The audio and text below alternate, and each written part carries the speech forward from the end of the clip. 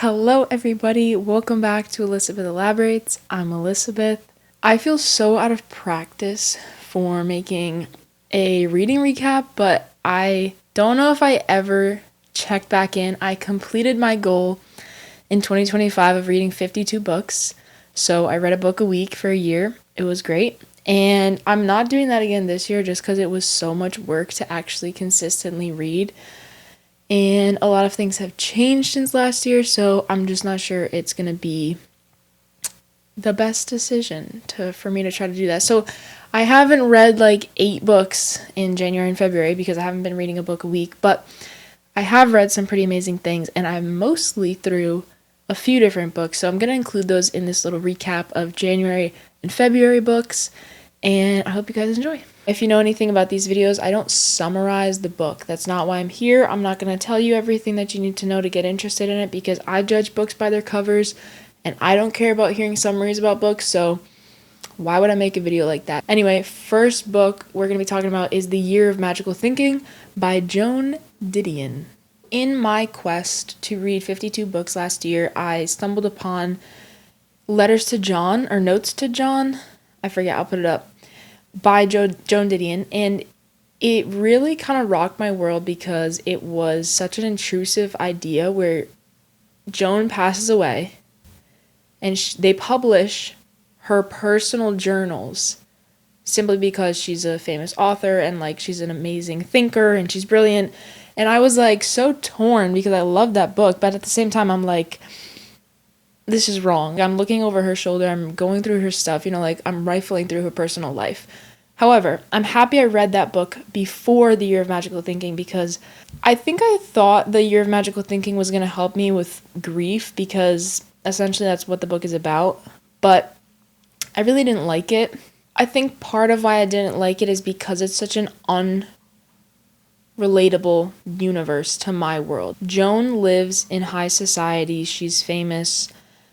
She kind of name drops throughout the book, and it didn't feel real to me, so I wasn't connecting with it that way, and I think ultimately it disappointed me, so I just tended to like the book less. And I kind of am a harsh critic, nothing really gets 5 stars unless it gives me this magical explosion feeling. So 2 stars, which I was kind of surprised that I didn't love it because it's super famous and Joan is super famous. And I thought I understood why she was so famous and like why everyone loves her because of Notes to John. And I thought that book was phenomenal. So then to see this book just be so different on the read, it kind of like threw me for a loop a little bit. There's beautiful lines, there's beautiful sentences, beautiful ideas. She's a brilliant author, but the book just really didn't stick with me. And I think that's a really good sign of a good book is even when you've completed the story, how much the story lives on in your mind. And this one I was just like, I don't know. It didn't do it for me. So let's move on. The second book I read in January is The Comfort of Crows, A Backyard Year by Margaret Renkl. This book is kind of environmentalist, kind of psalmy and reflective and journal, memoir. Like, it's I don't know where to place it. First of all, points for a great cover and great cover art. I usually judge books by their covers, and this one got me. So I've already recommended it to people, and I got it for my mom for her birthday because I'm an environmental scientist. I felt like this is a gateway into environmentalism because I know my mom loves birds. This lady, Margaret, loves birds, and she's just a backyard birder.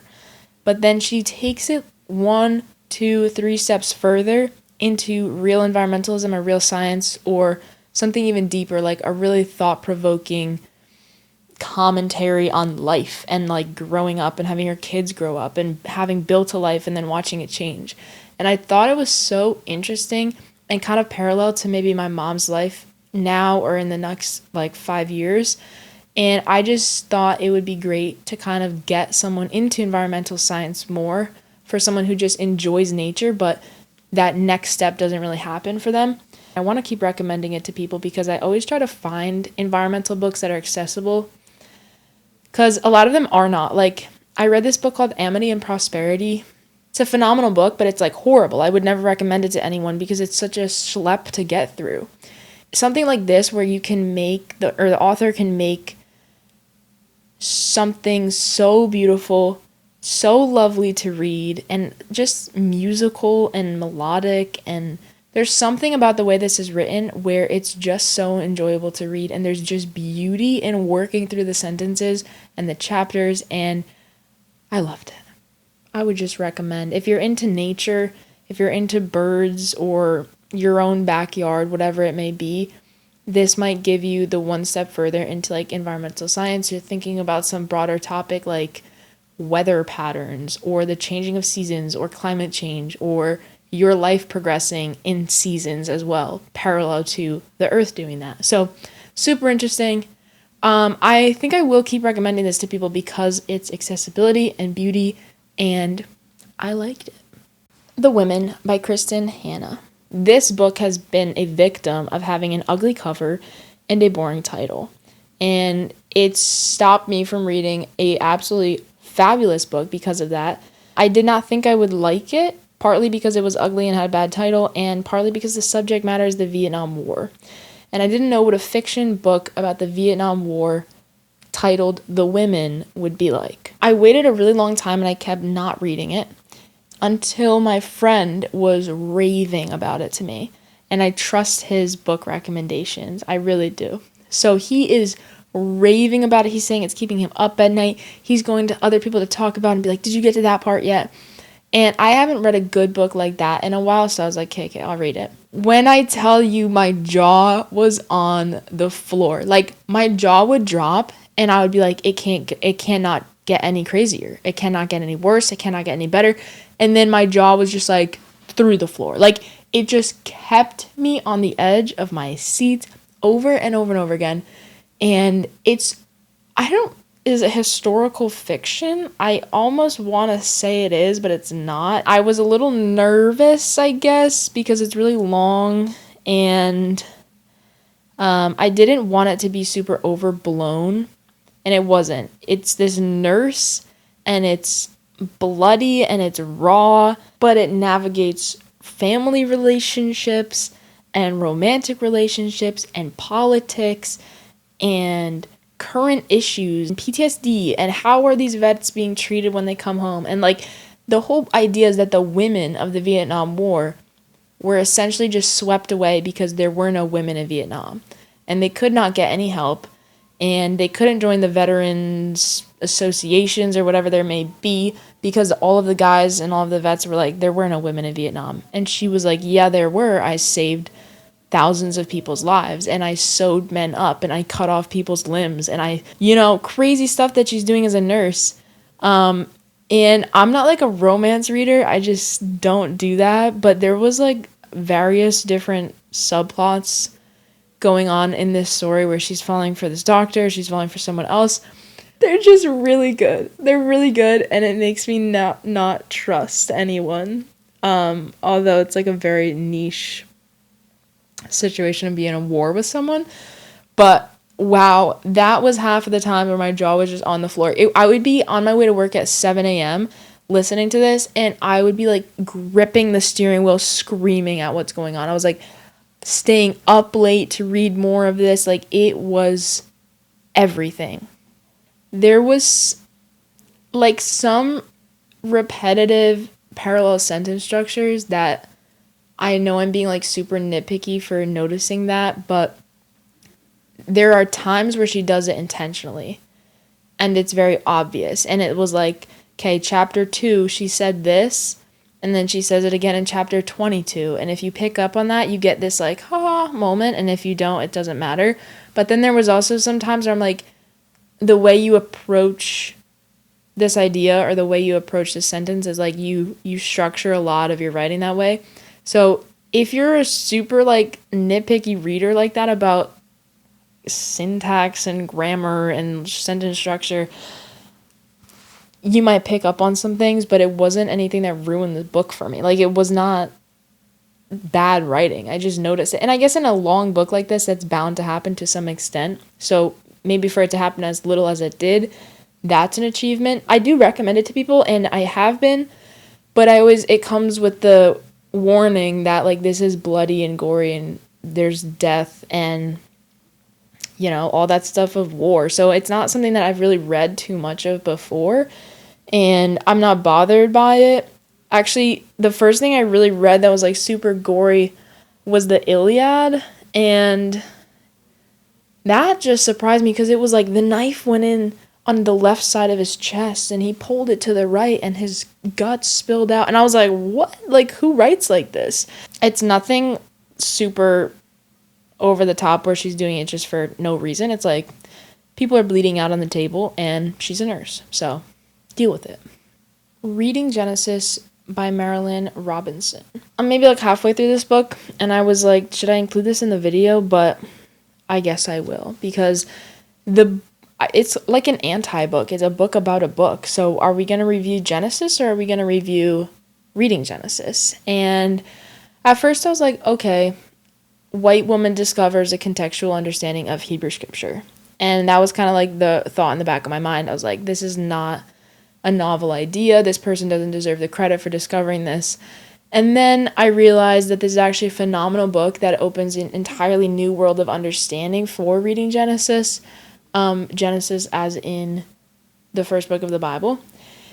And it's honestly been really helpful. I'm not reading it side by side with Genesis, but I've been reading Genesis in massive chunks. And I kind of do like 10 chapters of Genesis and then I'll read this book and then I'll just do that again and again. And it's been really great. Like, I keep having all these little tidbits that I hang on to, and then I'm like, did you know this? And I like give people a fun fact about some other pagan religion at the time or some other culture or something about Genesis. So I'm not done with it yet, and I don't know how you would really like review a type of book like this. It's dense. You got to think about what you're reading, and especially reading it slowly to put it in like its time and place in your mind and your understanding of scripture. But yeah, it's like a phenomenal book. The Life We Bury by Joe Talbert. I am not sure if this is the first book in a series or if it's not. I guess maybe it's like this saga of the protagonist maybe comes across new adventures. I don't know if it's like a series of this exact story or if he like finds new stories. But anyway, this college kid is doing his English assignment for his class. He has to interview someone, goes to an elderly home, gets set up with this criminal guy, and the rest is the criminal telling the truth or is he not?